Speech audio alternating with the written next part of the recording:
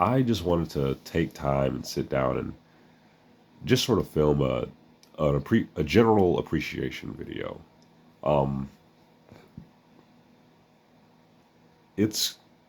it's honestly quite rare, and I mean really, really rare that we ever see things like this reach the light of day past a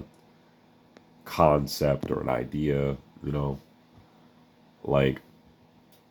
because like I'm a like first and foremost, I think when it comes to like things that I'm a fan of, I think first and foremost I am a Ninja Turtles fan above like anything else, at least I think my heart lies mostly with TMNT more so than it does anything like, because I also enjoy properties like Hellboy. I enjoy Teen Titans. I enjoy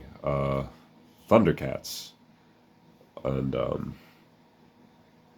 things like that. And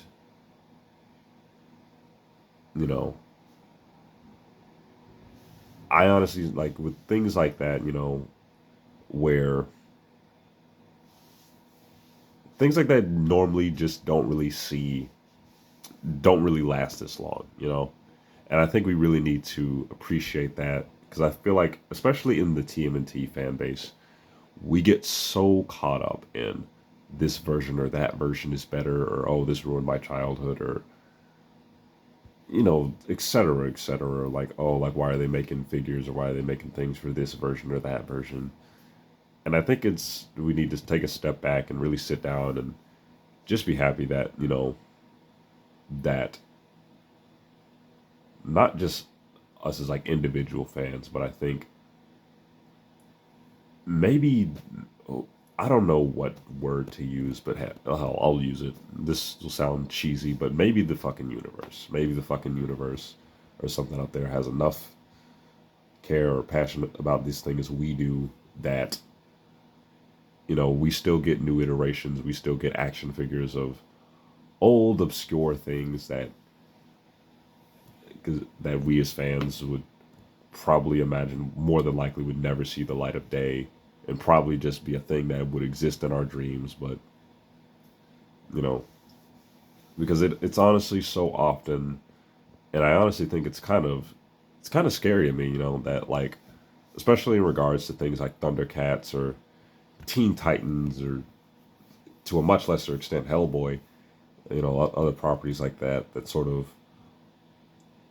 get one or two adaptations every now and then and more or less fall into the pop culture zeitgeist of obscurity, and more than likely 20 or 10 years from today, or even a few years from now, more than likely may never see the light of day again. And especially in regards for something like TMNT that was originally just intended to be uh a joke comic, a little satirical piece for just two guys working out of their own home to laugh at, and has become a pop culture phenomenon. And it's not really often that we get to see things like that reach success. And I think that's kind of the beauty of TMNT, is that at least like for the versions that I think sort of lasted longer, and say what you want about Rise, say what you want about Mutant Mayhem, hell, say what you want about the 2003 or 2012 series. I think one thing that at least I will feel the need to say, or that I can feel to say, especially given that I spent like a lot of time with those versions, is that for a lot of the creative team and a lot of the people who worked on it, it like what they were doing and what they were working on really came from a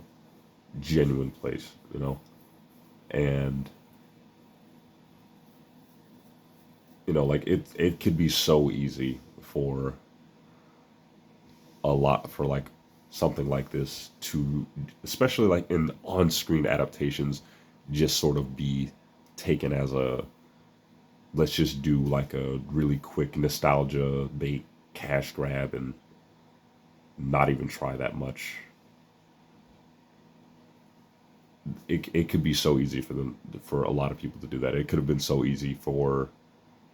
or at least like in idea, like because given like I watch a lot of interviews with like people like Andy Suriano and Ciro Nieli, and you know those guys have a lot of love for stuff like this. Where like I think like on paper, like they could have very easily just done a quick cash grab and did like a little like a bunch of nostalgia bait and sort of ran off and grabbed their bag. But they really, but I really appreciate how they put their heart and soul into things like this. And even like for the people at NECA, uh, I think it's a little too often that like for a lot of people, they look at like all these new action figures coming out. And they're saying that I think there's just too many turtles, man. I think there's just too many versions of turtles, and I think a lot of times that we forget that, you know, well, like I guess because like there's being profit made off of it, and like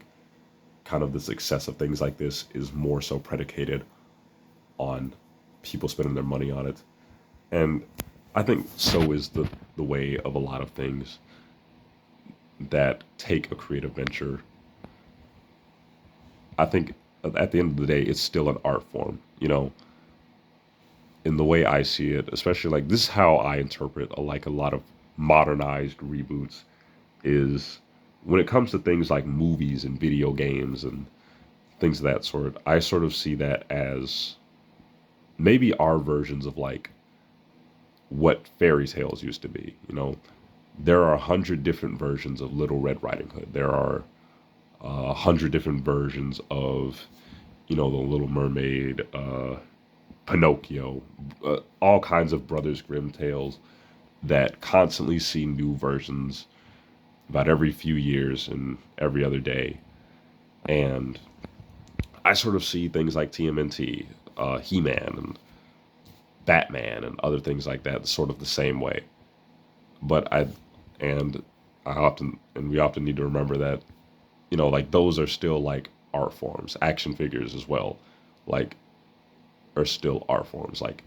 I don't know how you couldn't look at this and like say like this isn't a work of art. And yeah, like you can clearly tell it's still like